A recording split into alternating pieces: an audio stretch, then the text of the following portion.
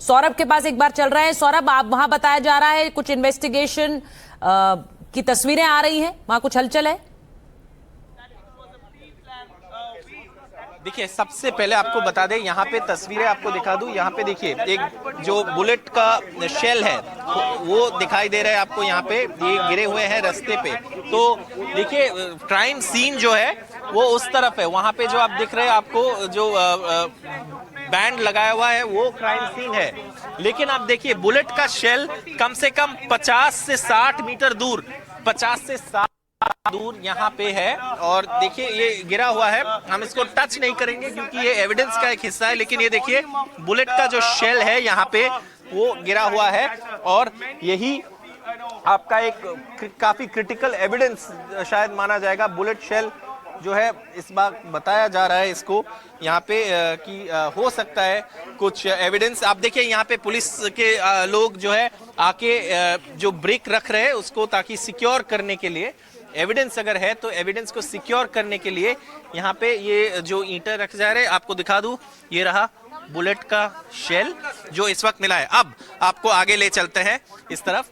यहाँ पे आप देख सकते हैं जो बुलेट का शेल है, आपको इस तरफ आगे ले चलते हैं। यहाँ से वहां पे घटना हुआ, यहाँ से आगे चलकर करीब करीब 170 मीटर की दूरी पर यहाँ पे जो है चंद्रनाथ रथ का घर है।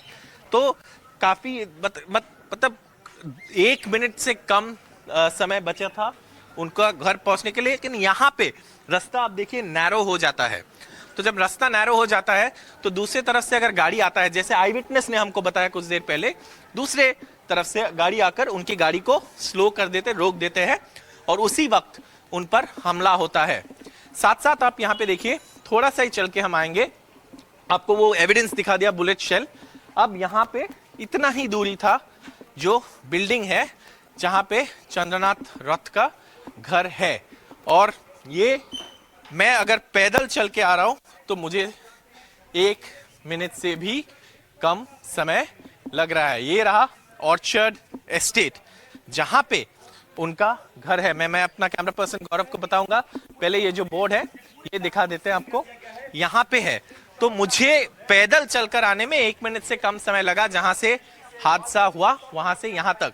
तो देखिए, वो गाड़ी में आ रहे थे तो यहाँ पे इस तरीके से इस सौरभ, आप रिपोर्ट दिखा रहे हैं, लेकिन दूसरी तरफ जरा दिखा देते हैं कि तनुष्का की तरफ से जो तस्वीरें आ रही हैं, उनके कैमरे से जो तस्वीरें आ रही हैं, उसमें हम बताएंगे शव ले जाया जा रहा है और यहाँ पोस्टमार्टम के लिए शव ले जाया जा रहा है। चंद्रनाथ रथ का शव पोस्टमार्टम के लिए ले जाया जा रहा है।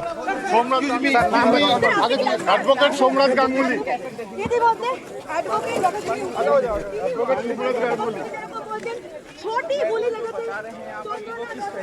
छह गोलियां जो है वो लगी हैं।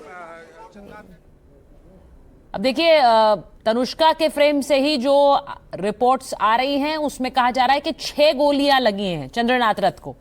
तो देखिए, अभी पूरी जानकारी छनकर सामने आएगी और खास तौर से जो आधिकारिक बयान आएगा उससे जानकारी सामने आएगी, क्योंकि अभी तक खबर यही थी कि 4 राउंड गोलियां चलाई गई हैं। अब ये भी खबर उसी तस्वीर से आ रही है क्योंकि वहां पर शव को ले जाया जा रहा है पोस्टमार्टम के लिए।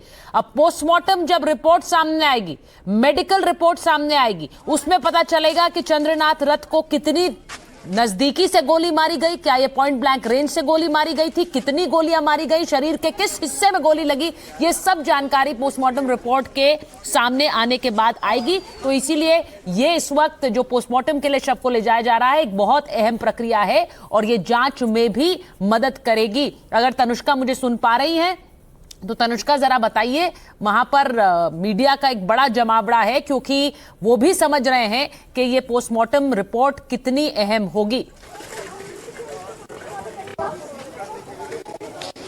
जी, अभी मेरे साथ ही शव को ले जाया जा रहा है, चंद्रनाथ रथ के शव को पोस्टमार्टम के लिए। और अभी यहाँ पर जो क्लियरली आप देख सकते हैं, सिक्योरिटी फोर्सेस प्रेजेंट है, रैपिड एक्शन फोर्सेस भी यहाँ पर प्रेजेंट है, जो चंद्रनाथ रथ के शव को मॉर्ग में ले जा रहे हैं जहां पर उनकी पोस्टमार्टम की जाएगी। पोस्टमार्टम 1-2 घंटे में कंप्लीट हो जाएगी, ऐसा हमें बताया जा रहा है। यहाँ पर प्रिलिमिनरी जो हमने बात करी है उससे हमें ये समझ आ रहा है कि चंद्रनाथ रथ को 6 गोलियां लगी हैं। ऑफ कोर्स इसके आगे के डिटेल्स हमें पोस्टमार्टम के बाद ही पता चलेगी।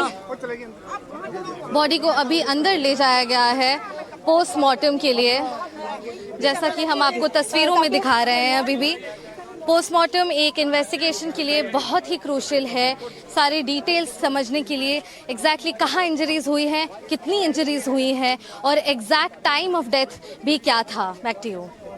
मैं आपसे ये भी पूछूंगी तनुष्का कि क्या बीजेपी और शुवेंदु अधिकारी इस पूरे हत्याकांड पर किसी तरह का कोई आधिकारिक बयान या प्रेस वार्ता कर सकते हैं आज के दिन, क्योंकि लोग सुनना चाहते हैं। हमने बयान तो बीती रात सुने हैं जब अस्पताल पहुंचे हैं कई नेता, लेकिन बीजेपी और खासकर शुवेंदु अधिकारी इस हत्याकांड पर आगे की अप्रोच क्या रखेंगे, इसे लेकर क्या कुछ जानकारी दी जा सकती है?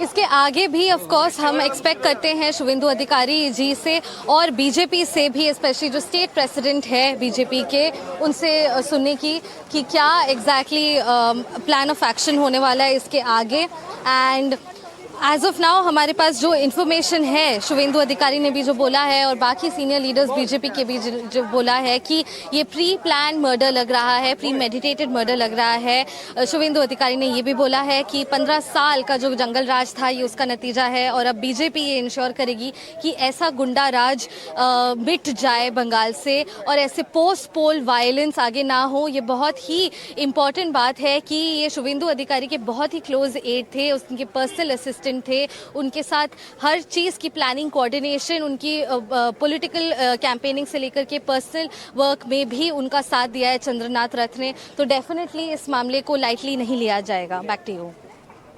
बिल्कुल तनुष्का, आपके पीछे का जो तस्वीर है, जो फ्रेम है, वो बहुत इंपॉर्टेंट है। अपने दर्शकों को मैं बता दूं क्योंकि वहीं पर पोस्टमार्टम हो रहा है शुवेंदु अधिकारी के पीए का, जिनकी बीती रात हत्या कर दी गई, और उसके बाद जो एक राजनीतिक बयानबाजी है वो भी तेज हो गई है और ये भी सवाल पूछे जा रहे हैं कि अब आगे क्या होगा, क्योंकि शुवेंदु अधिकारी ने जो बीती रात बयान दिया कि अब इसका हिसाब होगा, उसके मायने क्या हैं। बहुत से लोग यही पूछ रहे हैं कि अब क्या किया जाएगा, इन हत्यारों को कितनी जल्दी पकड़ा जाएगा, क्योंकि ये भी एक तरह का टेस्ट है।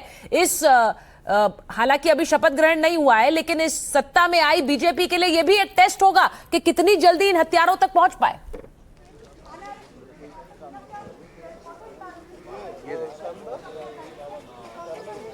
तनुष्का। जी बिल्कुल, जैसा कि हम अभी समझ रहे हैं कि एट दिस पॉइंट इन्वेस्टिगेशन के लिए ये पोस्टमार्टम रिपोर्ट बहुत ही क्रूशियल है इन्वेस्टिगेशन आगे बढ़ने के लिए भी। जितना हमें वेस्ट बंगाल के डीजीपी से पता है, सिद्धनाथ गुप्ता, उन्होंने ये बोला है कि 2-3 दिन पहले से जो असेलेंट्स थे, जो अनआइडेंटिफाइड गुनहगार है, उन्होंने रेके कर लिया था एरिया का जहाँ पे मध्यम ग्राम में चंद्रनाथ रथ का घर है और उनके घर के केवल 200 मीटर बाद ही उन पे गोलियां चलाई गई जब वो निकल रहे थे अपने घर से। और क्लियरली ये डीजीपी मेंटेन करते हैं, ऑन रिकॉर्ड आके उन्होंने बोला है कि ये प्री प्लान लग रहा है, क्योंकि उनके वेयर अबाउट्स को, उनके गाड़ी को, उनके हर मूवमेंट को पहले से नोट किया गया था। और ये जो असेलेंट्स है वो 2 बाइक पर लोग आए थे और एक कार में, कार के विजुअल्स भी है हमारे पास, और जिसमें हम देख सकते हैं कि जो गाड़ी है, अभी एक इंस्ट्रूमेंट ले जाया जा रहा है पोस्टमार्टम रूम के अंदर to help in the postmortem investigation process. और पोस्टमार्टम की टीम भी हमारे सामने अभी अंदर जा रही है। ये सारे डॉक्टर्स हैं जो पोस्टमार्टम और फोरेंसिक टीम है, ये पोस्टमार्टम कंडक्ट करेंगे अंदर जा करके। अभी हम बारासात मेडिकल कॉलेज पर मौजूद है जहां पर से हम आपको ये तस्वीरें दिखा रहे हैं। Back to you.